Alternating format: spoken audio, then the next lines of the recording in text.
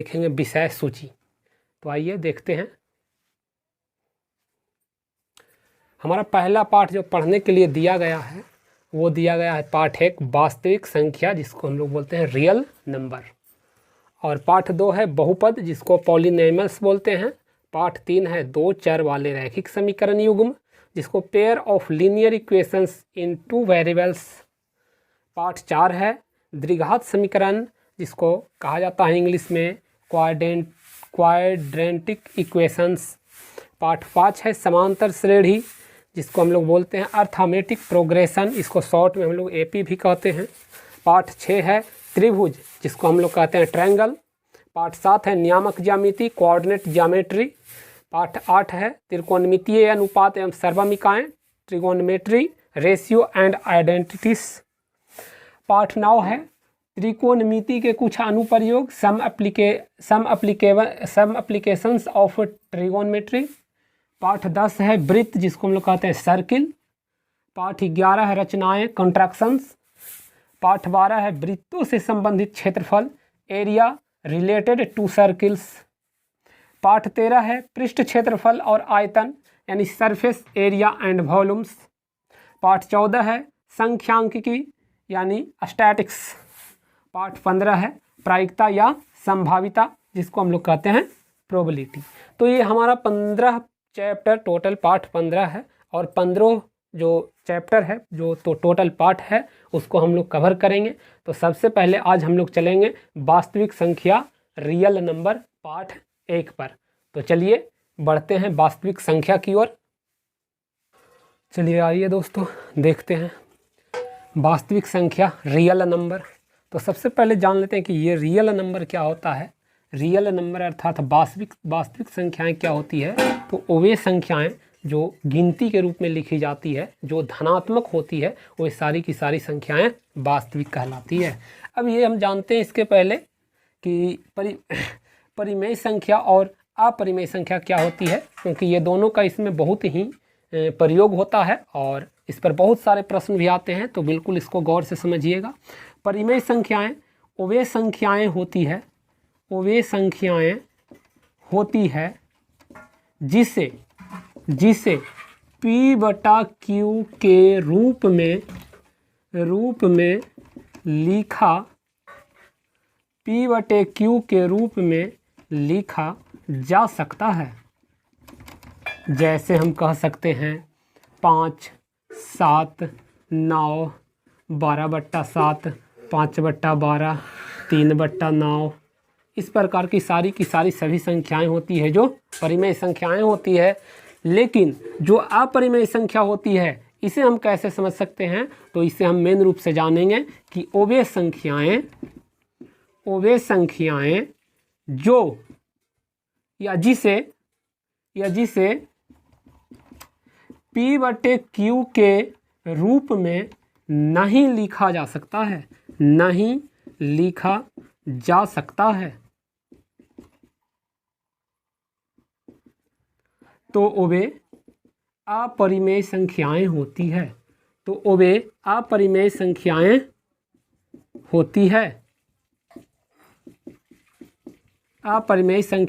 होती है। इसको हम जैसे कह सकते हैं एग्जाम्पल के थ्रू कि √3, √7, √2, या तो फिर लिख सकते हैं 5.3333, इसका कोई अंत नहीं हो। ये सभी जो संख्याएं कहलाती है सब अपरिमेय संख्याएं होती है। कौन संख्याएं होती है?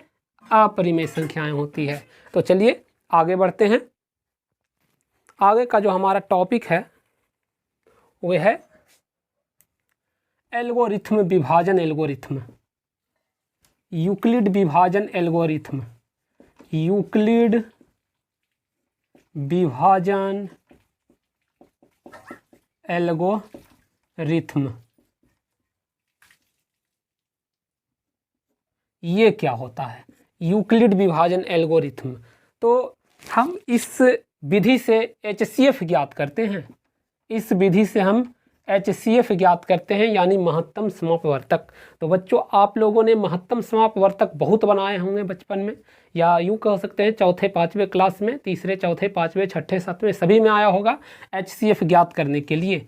तो यहाँ भी HCF ज्ञात होगा, लेकिन कुछ तकनीक अलग होगा। आप 10वें क्लास में चले गए हैं, इसलिए कुछ अलग तरह से बनाया जाएगा, बस ध्यान देना है कि वे किस प्रकार बनते हैं। तो सबसे पहले आप जानते होंगे कि यदि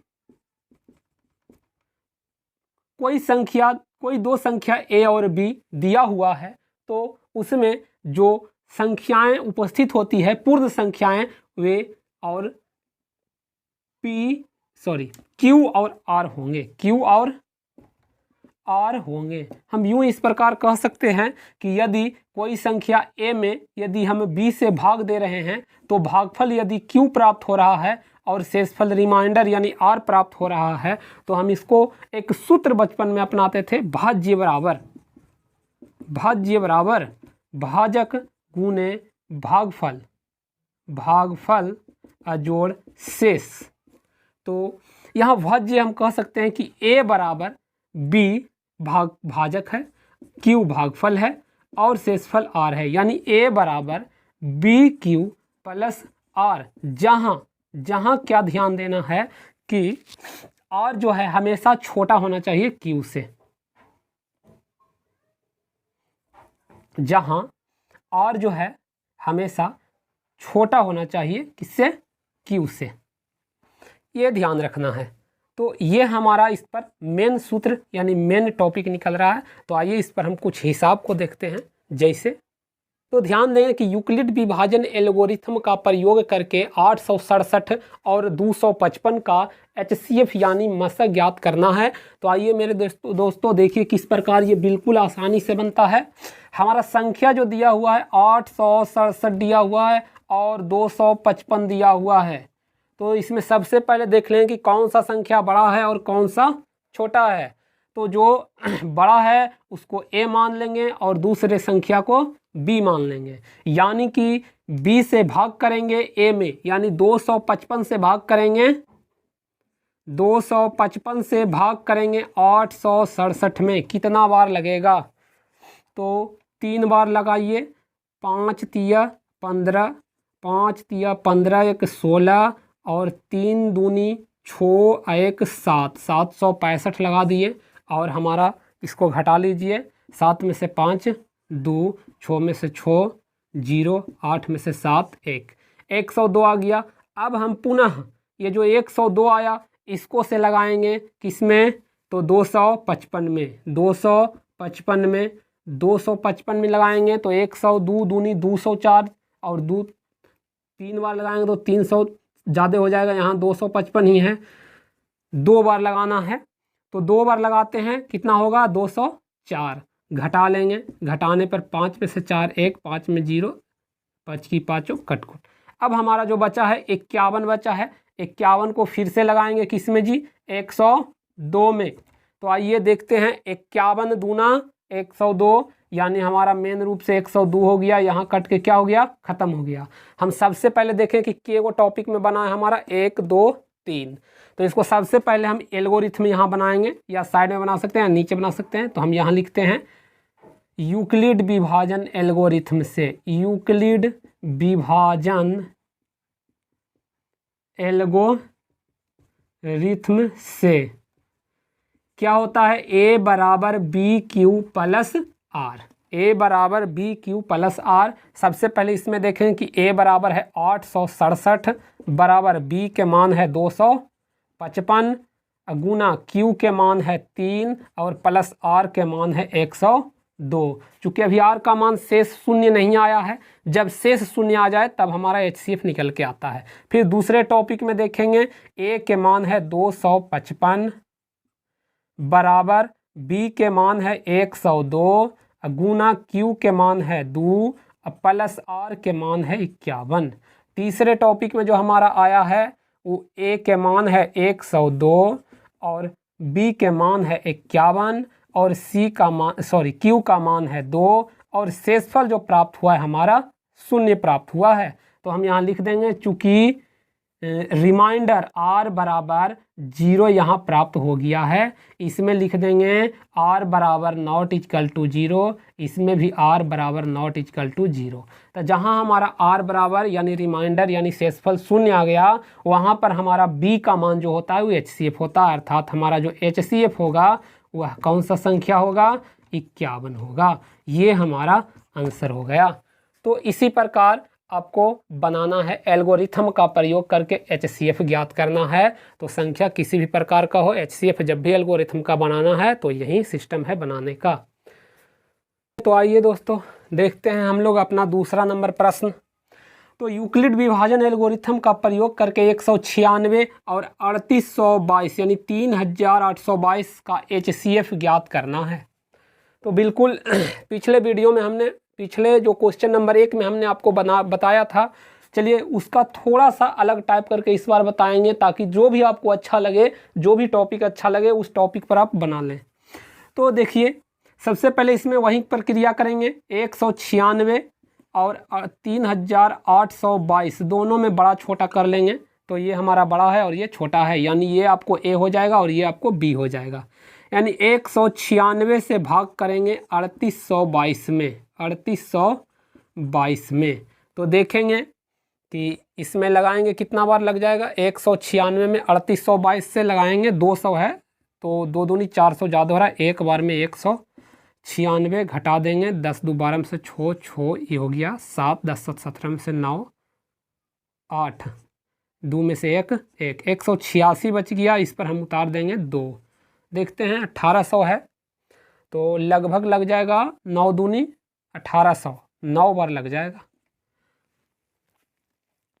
9 बार लगा देंगे। तो देखते हैं कितना आता है, 9 6 का 54 के 4 बाकी 5, 9 9 81 और 5 86 के 6 बाकी 8, 9 एकम 9 और 8 1764 प्राप्त हो गया। तो 12 में से 4 गया 8, 5 15 10 5 15 में से 6 गया तो 9, ये ख़त्म हो जाएगा। चलिए तो हमारा मेन रूप से इतना बच गया। अब इसमें हम देखेंगे कि हमारा यहाँ पर A बराबर यूक्लिड विभाजन यहीं पर आप कर सकते हैं कि यूक्लिड विभाजन एल्गोरिथम से क्या होगा, A बराबर बी क्यू प्लस आर, जहाँ A का मान है 3822, B का मान है 196 गुना Q का मान है 19 प्लस R का मान है 98। तो हम यहाँ पर लिख सकते हैं कि R बराबर नॉट इक्वल टू 0, मतलब R का मान अभी शून्य हमारा प्राप्त नहीं हुआ है, इसलिए फिर से हम लगाएंगे। किस में लगाएंगे जी, तो शेषफल से भाग करेंगे जो हमारा पहले से B था। तो शेषफल यहाँ हमारा 98 है और हम भाग करेंगे 196 में। कितना बार लगेगा जी, 100 दूनी 298 से देखते हैं लगाकर 2 बार में ही, 9 8 दूनी 16 के 6 बाकी 1, 9 दूनी 18 और 1 19, यानी मेन रूप से हमारा जो है कट गया। कितना बार में कट गया जी, बिल्कुल 2 बार में कट कर साफ हो गया, इसको हम काट कर 0 कर सकते हैं। फिर से हमारा देखिए A बराबर जो है बी क्यू प्लस आर, यानी A का मान यहाँ 196 है, B का मान 98 है और Q का मान जो है हमारा 2 है और प्लस R का मान जो देख रहे हैं हमारा कटकर शून्य प्राप्त हो गया है, कुछ नहीं बचा तो शून्य है। तो हम यहाँ लिख सकते हैं कि R बराबर जो हमें है 0 प्राप्त हो चुका है। तो HCF का मान जो होता है कौन सा होता है वो तो आप लोगों को पता चल ही गया होगा, क्वेश्चन नंबर 1 बताए होंगे तब। तो हमारा जो HCF होगा 98 होगा, यानी 98 होगा। इसी प्रकार हम प्रश्नों को हल कर सकते हैं, बिल्कुल 2 नंबर आने से कोई रोक नहीं सकता है, बिल्कुल 2 नंबर इसमें प्राप्त हो जाएगा। दोस्तों देखते हैं, हमने आपको इस सारे क्वेश्चन से रिलेटेड 2 क्वेश्चन को आपको बिल्कुल सटीक ढंग से बता दिया है और इतना सारा क्वेश्चन आपको हम HW दे रहे हैं, मतलब आप घर में इसको बैठ करके बनाइए। पहले 2 हिसाब हमने आपको बता दिया है, उसका वीडियो देख लीजिए, फुल वीडियो वॉच करिए, उसके बाद इसको बनाइए और बनाने के बाद आपको कमेंट करिए कि इसमें से कौन सा क्वेश्चन आपसे नहीं बन पाता है। वो क्वेश्चन को हम अगले वीडियो में ज़रूर बताएंगे, तो बिल्कुल अस्थिर से सही ढंग से इसको बनाइए, और नहीं बनता है तो कमेंट जरूर करिए। कमेंट पर हम आपको फिर से क्वेश्चन को ये लाएंगे जो क्वेश्चन नहीं बनेगा। ठीक है, तो बस इस वीडियो में इतना ही। मिलते हैं इसके पार्ट दूसरे में और एक नए क्वेश्चन के साथ, नए टॉपिक के साथ। तब तक के लिए धन्यवाद।